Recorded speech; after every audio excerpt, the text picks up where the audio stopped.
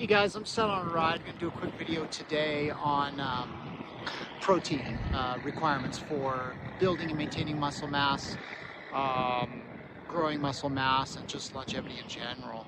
Um, a couple numbers that I'll throw out there right away for you are 1.2 grams animal-based protein per kilo and 1.6 grams animal-based protein per kilo. If you are a little unclear, you can take your body weight divided by 2.2. That'll give you your kilos, and then you can multiply that by 1.2 or 1.6.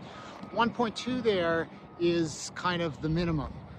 This is just to prevent a backslide. 1.6 is what I would advocate for is optimal. Some years ago, or for many years, when I would start working with clients, I would have them use as their starting minimum 0.7 grams times their lean body mass. A little different formula. Lean body mass is your body weight minus your body fat mass. I think in most instances that ends up shaking out pretty close to the 1.2 grams per kilo.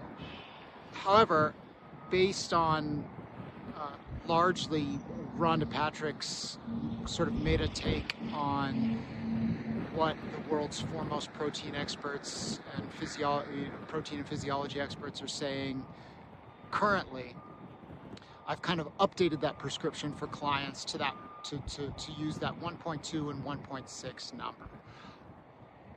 One good exercise to do right away is to start tracking your protein. If you've never done it, it'll be super useful. Unless you're explicitly vegetarian, I encourage you to only track animal-based protein, which means flesh, dairy, or eggs. There's some reasons for that. We can talk about them in the comments if you're curious. So you track your protein for 2 weeks and you average that number. That'll give you a good idea of where you're at. If you're not to 1.2 grams per kilo, which I'm obviously advocating as a minimum, then you kind of need to slowly chip away at that and slowly get yourself there. Slow change is good. You don't need to revolutionize things. Remember, there's slow change is correlated with sustainable change over time, and very quick change is correlated with less sustainable or only realizing change for a short period and then reverting back to previous behaviors or manifestations. Certainly it's true in weight loss, and I think it's true in a lot of things. So anyway, all of that is to say, just go slow and close the gap slowly over time, and then you'll give yourself time to adapt to a new way of eating and slowly adapting to increasing your protein intake. But at any rate, once you get to 1.2, which is your minimum, I would encourage you to push towards 1.6. This was the number that is associated with optimizing muscle mass over the long haul. This is super important, obviously, if you're watching these videos and you're wanting to implement a strength regimen and get stronger.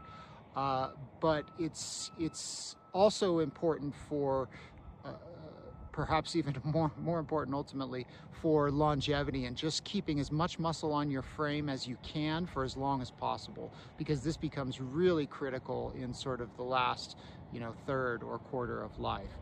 This is really the definition of aging and the primary challenge of aging being wasting. So think about those numbers, track your data for 2 weeks, start working towards the minimum, then you can start pushing towards optimal. There'll be days when you don't make it. It's easy to advocate or to propose that you actually need to hit a number above your target number so that when you average in the days that you don't make it, you're still hitting your target number.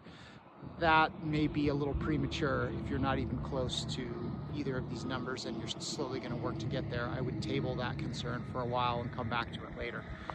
But I hope that that's helpful for you, and we can talk about more in the comments below if you have questions or you want to explore this a little further. But it'll be a really useful exercise to track your protein and begin to understand how much you're taking in of that animal-based protein, and to then kind of explicitly work each day to hit a certain number. That's a tremendous exercise. And as you slowly increase your animal-based protein over time, you will see it will pay huge dividends. It pays huge dividends in terms of your muscle mass that you're able to grow. It pays huge dividends in terms of leaning out. It normalizes energy. It restores insulin sensitivity. You can expect oftentimes a drop in, whatever your normal baseline, blood glucose levels might be.